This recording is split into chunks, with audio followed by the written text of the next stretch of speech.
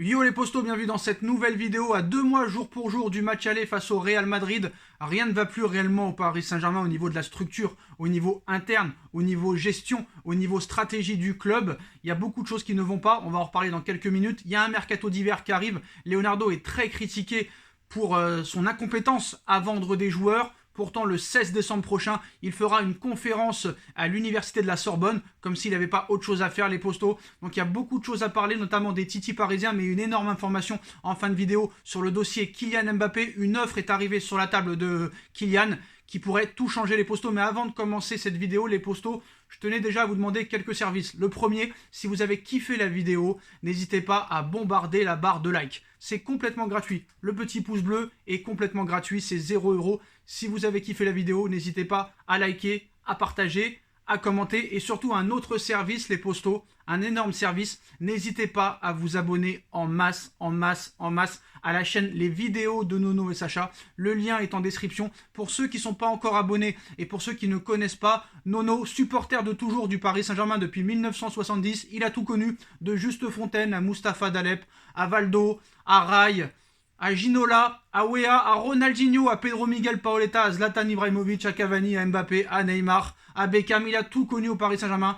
Très pertinent. Nono connaît très bien le football.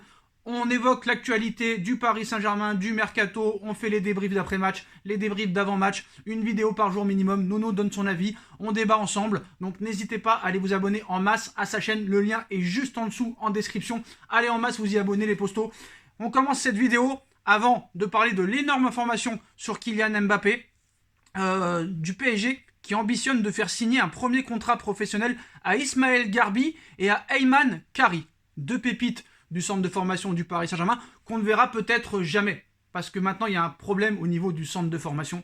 Le PSG ne veut pas faire jouer ses jeunes. Mais à quel titre? À quel titre? Par exemple, un Xavi Simons, qui est en fin de contrat. Pourquoi ne pas le tester en Ligue 1 alors que tu as 15 points d'avance? Pourquoi ne même pas le tester 10 minutes dans une fin de match? Tu as 12 points d'avance. Tu es déjà champion de France. Pourquoi pas? Qu'est-ce que tu as à perdre? Qui nous dit que Xavi Simons est plus mauvais que Herrera, par exemple? Personne ne nous le dit. Personne. Alors bref, peut-être que Xavi Simons, c'est pas assez paillette. Mais quand même, 2 millions d'abonnés sur Instagram pour le Qatar, ça doit être important ça. Mais est-ce qu'on ne surestime pas Xavi Simons? Parce que, quand même, on va pas se mentir. On critique Pochettino, peut-être à juste titre. On critique le Qatar de ne pas faire jouer ses jeunes. Mais est-ce que ces jeunes sont si exceptionnels que ça? Personne n'a la réponse, vu qu'on ne les a jamais vus jouer. Mais ça ne tape pas à la porte vraiment pour Xavi Simons. Le Barça est intéressé, mais le Barça est intéressé pour le faire jouer avec l'équipe B. Xavi Simons, maintenant, a presque 19 ans. À 18 ans, à 19 ans, Mbappé était déjà champion du monde. Et à 19 ans, normalement, tu joues déjà en pro depuis très longtemps. Et Xavi Simons, à l'arrivée, personne n'en veut. Donc, est-ce qu'on le surestime pas? Je ne sais pas. Je pense que quand même au PSG, c'est pas des incompétents à 1000%, mais il faut voir. Par exemple, le match de dimanche en Coupe de France, c'est l'occasion idéale pour faire jouer ces jeunes. Bon, pour Ayman Kari et Garbi, un contrat pourrait être proposé. Angers, le SCO d'Angers, aimerait recruter El Shaddai Bichabou en prêt. Son cas va être étudié par le Paris Saint-Germain. Alors pourquoi pas un prêt pour El Shaddai Bichabou, hein? Vous savez, ce colosse de 16 ans, de 1m95 pour 95 kg, je crois. C'est énorme. L'agent d'Edouard Michou a prévu de faire un point avec le Paris Saint-Germain concernant la seconde partie de saison avant de prendre une décision. Ses proches ne comprennent pas pourquoi un joueur formé au club n'est pas considéré comme un joueur à part entière. Donc pour Xavi Simons aussi, hein, un départ du PSG en fin de saison est plus que probable, hein, parce qu'il en a marre de ne pas jouer. Abou Diallo, lui, restera au PSG cet hiver, à moins d'une offre importante ou d'un emballement sur le marché. Un point sera fait peut-être en fin de saison. L'entourage de Mauro Icardi a démenti une approche de la Juventus auprès de RMC. Le joueur veut rester au PSG cet hiver, à moins que le club décide de le pousser dehors. C'est seulement dans ce cas-là qu'il prendra une offre en considération. Bah honnêtement, Mauro Icardi, c'est comme Neymar. Ce ne sont plus des joueurs de football. Moi, je vois Icardi toutes les semaines, à Milan, en Angleterre, à la Tour Eiffel. Le mec est en vacances. Mauro Icardi est en vacances depuis plusieurs mois au Paris Saint-Germain. Icardi n'est plus un joueur de football. Neymar n'est plus un joueur de football. Neymar, ce soir, il va faire un tournoi Poker Star. Neymar, depuis qu'il est au Paris Saint-Germain, il est en vacances. Beaucoup de joueurs du Paris Saint-Germain sont en vacances depuis bien longtemps maintenant. Ce n'est plus possible, ce n'est plus acceptable. Vous critiquez Lionel Messi quand il fait un mauvais match. Messi a été critiqué contre Monaco, mais Messi, il sort avec une passe décisive. Messi, même quand il est mauvais, il se sort soit un but, soit une passe décisive. Alors oui, il marche, mais qu'est-ce qu'il fait, Neymar? Il fait rien, Neymar. Neymar, sur les 7 derniers matchs de Ligue des Champions, c'est 0 but, 0 passe décisive. Depuis qu'il est au PSG, Neymar, c'est plus de 1 an et demi de vacances. Eh oui, vous pouvez vérifier. En 2018, 6 mois de blessure. En 2019, 4 mois de blessure. Et en 2020, combien de mois de blessure? Et là encore 2 mois de blessure. Ça ne s'arrête pas. Il faut prendre des décisions à un moment, une bonne fois pour toutes. Donc le PSG, pourrait offrir un nouveau contrat à Xavi Simons, excusez-moi. Mais Mino Raiola ne prévoit pas de signer quoi que ce soit tant que Paris ne lui apporte pas des garanties sur son rôle dans l'équipe première. Son cas est étudié par le Barça. Donc, en vue de la saison prochaine, le PSG scrute attentivement le marché des joueurs offensifs. Pour cet hiver, Karim Adeyemi est une piste très sérieuse pour le Paris Saint-Germain. Même si Paris a beaucoup de retard, le joueur est proche de rejoindre le Borussia Dortmund, club avec lequel il aurait un accord. Le Borussia doit trouver un terrain d'entente avec le Red Bull Salzbourg, qui est qualifié pour les huitièmes de finale de Ligue des Champions et qui affrontera le Bayern de Munich. À eux de conclure rapidement l'affaire. S'il n'y a pas d'accord, Karim Adeyemi pourrait rejoindre le Paris Saint-Germain dans les prochaines semaines. Karim Adeyemi était présent au Parc des Princes lors du match PSG-Monaco. Est-ce que ça veut dire quelque chose? Colin Dagba n'est pas opposé à l'idée d'un départ du PSG cet hiver. Thilo Kehrer veut rester, lui qui n'est pas mécontent de sa situation actuelle au club, il est content, voilà. Rafinha partira seulement en cas d'offre intéressante, aussi bien sportivement que dans le cadre de vie que lui offrirait une nouvelle destination. Il est heureux à Paris, donc tout le monde est heureux à Paris. Personne ne joue, mais tout le monde est heureux, tellement ils ont des salaires conséquents. Donc Karim Adeyemi, qu'est-ce que j'en pense? Bon petit joueur offensif. Ce serait pour pallier aussi la blessure de Neymar, parce que Neymar, on ne sait pas s'il va revenir réellement. Il peut te faire une rechute dès son retour, c'est du fort probable. Julian Draxler, on ne sait pas où il est. Qu'est-ce qu'on a? Icardi, il est en vacances. C'est problématique. Tout marche à l'envers. Je ne sais pas ce que fait Leonardo, je ne sais pas ce que fait Nasser. C'est complètement dépourvu de sens. Il n'y a aucun sens. Et si on continue comme ça, si on continue à se préparer comme ça, on va se prendre une tollée contre le Real Madrid et on va descendre de très très bas. Et après, je ne sais plus ce qu'il faudra faire pour ce club parce qu'ils ne sont pas prêts à changer de stratégie, du moins jusqu'à la Coupe du Monde 2022 au Qatar. En ce qui concerne Kylian Mbappé, les dernières informations, c'est que le PSG veut toujours prolonger Kylian Mbappé. Le PSG a proposé à Kylian Mbappé de devenir officiellement le plus gros salaire de l'effectif.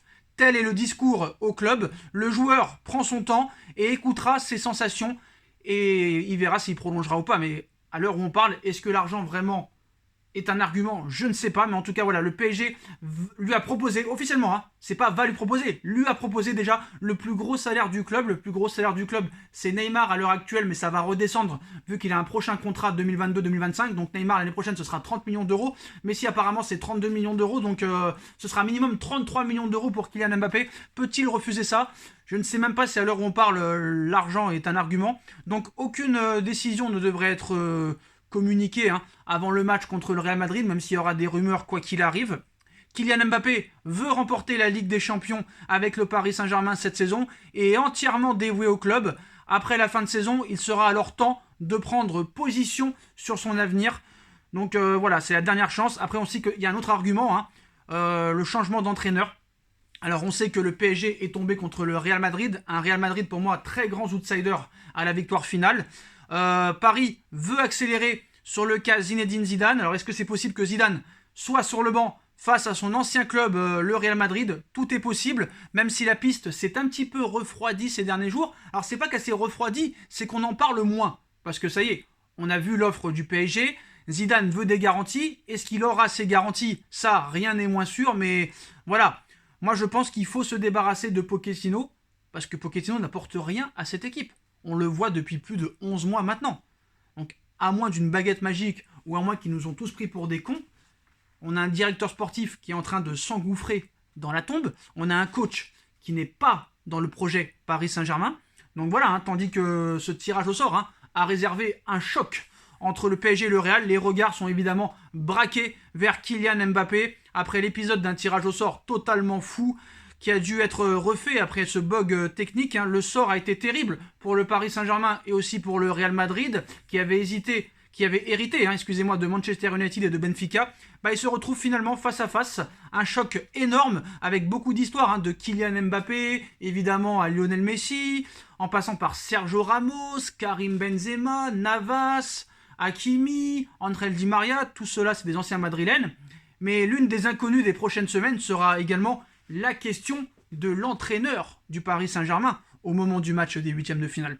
Zinedine Zidane sera-t-il sur le banc du PSG pour affronter son ancien club? Si les rumeurs autour de son arrivée n'ont pas manqué ces derniers temps, nul doute que l'idée va trotter dans la tête des propriétaires et des dirigeants qataris.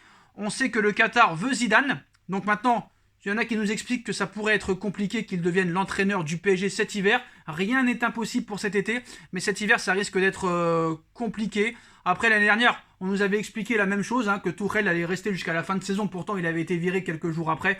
Donc, tout est possible. Moi, je pense qu'il faut changer d'entraîneur. Il faut faire un électrochoc. On ne sait pas quelle équipe on aura cet hiver. Il n'y a aucun joueur qui veut partir. Alors, est-ce qu'on a la possibilité de les remplacer au mercato d'hiver? Karim Adeyemi, bon, d'accord, ça peut être pas mal. On ne sait pas ce qu'il peut donner. Pourquoi pas, ça dépend le prix aussi, il faut voir. Mais voilà, je pense qu'il y a tout à refaire dans ce club. Il faut faire confiance aux jeunes. Il faut bâtir une équipe structure. Il faut vraiment faire une structure solide.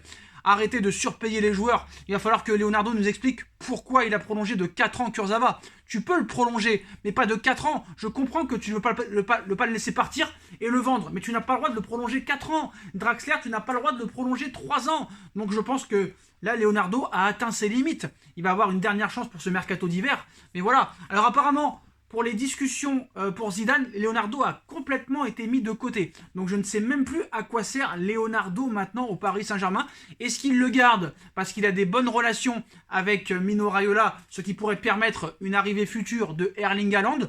On parle aussi de Coman, Kingsley Coman, pour un retour au Paris Saint-Germain. Le joueur ne serait pas contre. Tout dépend maintenant de la position du Paris Saint-Germain. Kingsley Coman, ancien parisien, pourrait revenir au Paris Saint-Germain. Il est en fin de contrat avec le Bayern de Munich en 2023. Donc le Bayern, contrairement au Paris Saint-Germain, quand il y a des joueurs qui arrivent à 1 an de la fin de leur contrat, eux ils les vendent, contrairement à nous. Mais voilà, ça prouve que 80% des joueurs du Paris Saint-Germain n'en ont rien à foutre de ce club et sont prêts à ne pas jouer et à rester en tribune et payer et toucher leur salaire énorme plutôt que se battre pour le PSG. Parce que Thilo Kehrer, on a critiqué les coachs, mais Thilo Kehrer, il a progressé avec personne, ni avec Tuchel, ni avec Pochettino. Et pourtant, l'entraîneur allemand le prend. On peut se poser des questions. Moi, Abdou Diallo, j'aime beaucoup. Mais Abdou Diallo, il enchaîne les blessures. Et là, Hakimi va partir, Idrissa Gueye va partir, Abdou Diallo va partir. 3 joueurs quand même fondamentaux qui vont aller à la CAN. Diallo sénégalais, Gueye sénégalais, Hakimi marocain. S'il y a une finale Sénégal-Maroc, on n'est pas prêt de les revoir. Et la finale de la CAN, je crois que c'est 10 jours avant le 8e de finale de Ligue des Champions. Donc voilà les postos, en tout cas la nouvelle du jour, c'est que le Paris Saint-Germain a proposé à Kylian Mbappé d'être le plus gros salaire du club. Mais quand tu vois que voilà, le PSG a eu 3 jours de repos, alors certes, tu as 13 points d'avance, d'accord. Certes, tu as un match contre une équipe de 5e division dimanche. Ça ne devrait même pas être l'équipe type, c'est interdit d'avoir 3 jours de repos. 3 jours de repos, c'est énorme. 2 jours auraient suffi.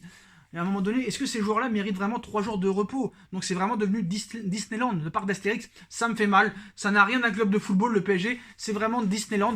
C'est devenu n'importe quoi. Ça devient de plus en plus n'importe quoi. Et je ne sais pas ce qui va se passer quand le PSG... si le PSG ne passe pas les 8e, je ne sais pas ce qui va se passer, mais ça va être terrible. Honnêtement, ça va être terrible, mais voilà. On verra ce qui se passera, on verra les décisions qui seront prises. Les postos, dites-moi en commentaire ce que vous en pensez. On like, on partage, on commente, on s'abonne. Et on se retrouve très vite pour une nouvelle vidéo, les postos. Tchuss.